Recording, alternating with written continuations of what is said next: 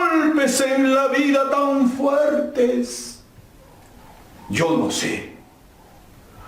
Golpes como del odio de Dios, como si ante ellos la resaca de todos los sufridos en posar en el alma. Yo no sé. Son pocos, pero son. Abren zanjas oscuras en el rostro más fiero y en el lomo más fuerte. ¿Serán tal vez los potros de bárbaros Atila o los heraldos negros que nos manda la muerte?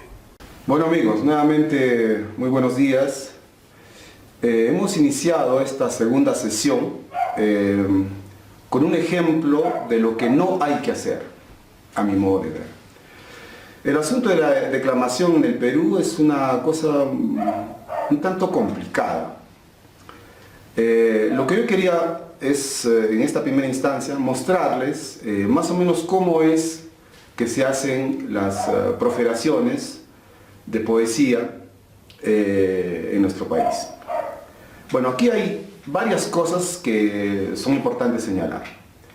La primera es lo que se llama esta grandilocuencia del gesto, que a mi modo de ver es vaciado de contenido, es decir, es una sucesión de gestos, de maneras de presentarse al público, pero que no tienen una encarnación, que no hay de por medio un compromiso personal, emotivo y de alma de parte de la persona que ejecuta este tipo de performances. Y es lo que yo considero exactamente lo contrario de lo que hay que hacer. Para que un texto poético tenga vida, que corresponda a la visión, a la sensibilidad del poeta, el actor, el declamador, tiene que ponerse en la condición del poeta. Tiene que ponerse en la piel del poeta. Eso nos exige un trabajo de interiorización, es decir, de ir a buscar en los vericuetos de nuestra propia alma los elementos que nos permiten estar en consonancia con el texto dicho y con la sensibilidad del poeta. Ahora, eso inevitablemente nos tiene que confrontar a una situación, es decir, nos tenemos que cuestionar, tenemos que hacer un trabajo de introspección, un trabajo de viaje al interior. Porque al fin de cuentas podríamos resumir el arte de decir la poesía, que según mi entender es simplemente teatro, es la posibilidad de ser otro, otra persona, otro individuo, otra circunstancia.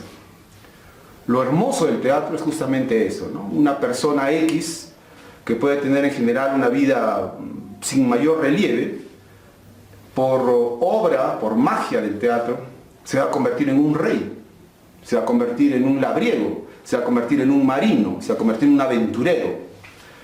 Cosas que en la vida jamás podría ser en la vida real. Pero el teatro sí lo permite. Y lo va a permitir en la medida que puede hacer este trabajo de transporte, de ese trabajo mental, espiritual, psicológico, para poder entrar a este mundo particular que es la poesía. Entonces, bueno, es necesario para eso un conjunto de preceptos, un conjunto de cosas. Entonces, aquí ya estamos hablando ya no de impostación, ya no de una fabricación, sino estamos hablando de una sinceridad profunda. Entonces el actor, el poeta, tiene que ser sincero con él mismo. Y la poesía se convierte en este caso en la posibilidad, en el vehículo de un gran viaje que va a realizar a partir de lo que está escrito en el texto. Entonces esta sinceridad, esta autenticidad, es la clave para que un texto pueda ser dicho con propiedad. Contrariamente a lo que hemos visto al comienzo, el mal ejemplo, ¿no? Que es en realidad una sucesión de poses más o menos establecidas por el uso, por alguna estética que se haya podido establecer con anterioridad y que en realidad no entra al alma del poeta. Seguidamente, para que no hagamos mucho discurso, mucha teoría, les voy a mostrar un poema de nuestro querido y magnífico poeta Alberto Hidalgo, poeta arequipeño, para ver cómo se podría, digamos, articular y mostrar lo que más o menos yo estoy reflexionando alrededor de esta sinceridad, alrededor de esta interioridad en el poema. El día que mi madre amó a mi padre, llevaba un vestido de bolitas que sería su único bien y herencia. Ella, de 17 años y una belleza de capulí en flor, anunció a la familia que un meteoro había caído a sus pies y que en adelante el sol amanecería sobre los hombros de mi padre. La reacción fue una salva de insultos y maldiciones. Ella, que sacrificara niñez y colegio en el altar de la felicidad familiar, se fue con su vestido de bolitas y la sonrisa rota. Desde entonces, los lazos de sangre son sospechosos en casa. Los hijos de parias no creemos en árboles genealógicos. El fragmento que les he leído, que les he propuesto, hace parte de un libro que he escrito hace algún tiempo, que se llama Mi casa eras tú. Es un texto poético, al mismo tiempo es un conjunto de historias. En este caso, el personaje habla de su madre, ¿no? Habla de su familia. Y claro, entonces lo que yo he intentado mostrarles es que ustedes percibieran la diferencia con respecto al primer ejercicio con el poema de César Vallejo, para que vean que la posibilidad de tocar al público, porque el objetivo de decir un texto poético, declamar un texto poético, es llegar al público, es hacerlo emocionar, es hacer que se identifique con la historia que esté escuchando. Entonces, en el primer caso hay una suerte de grandilocuencia, una suerte de voz estentoria, ¿no? Que puede impresionar, pero de lo que se trata no es de impresionar, de lo que se trata es de llegar, y en este caso ser lo más próximo posible al espíritu del texto del poeta.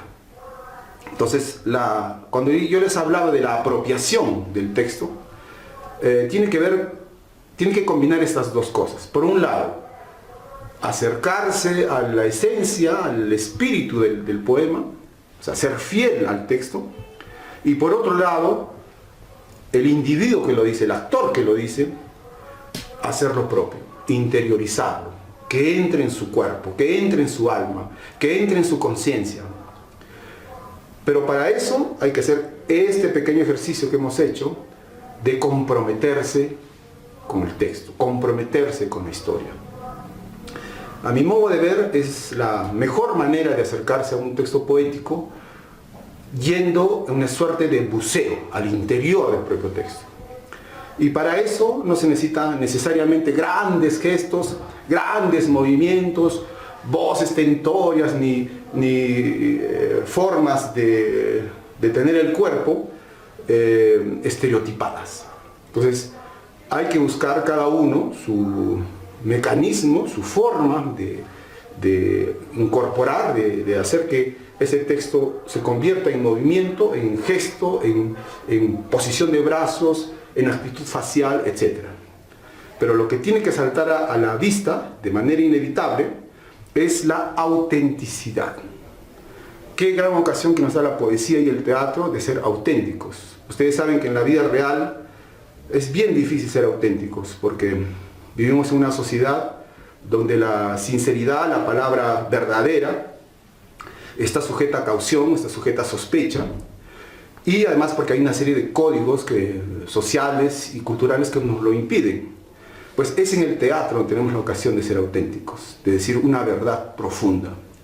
Y en este caso, me van a disculpar los profesores de declamación, que sé que existen muchos en Arequipa y en el Perú, pero yo creo que hay que empezar a cambiar el paradigma, hay que empezar a cambiar la manera de abordar un texto. En este caso, saliendo de todo ese esquema establecido, esa manera tan, yo diría, malamente teatral, no lo suficientemente auténtica, y que hace de que el texto se convierta en una cosa externa a la persona que lo está diciendo. Bueno, los invito nuevamente a seguir practicando, a seguir interesándose. Hay muchas maneras de prolongar esta conversación por otros medios. Ustedes, yo pienso que saben mejor que yo que existen documentos fílmicos, existen documentos escritos que hablan de este tipo de asuntos. Lo que yo estoy tratando de hacer es un compendio de un conjunto de experiencias para que ustedes, a la luz de la práctica, a la luz del ejemplo, puedan irse construyendo también una forma particular de decir el texto. Muchas gracias y hasta la próxima.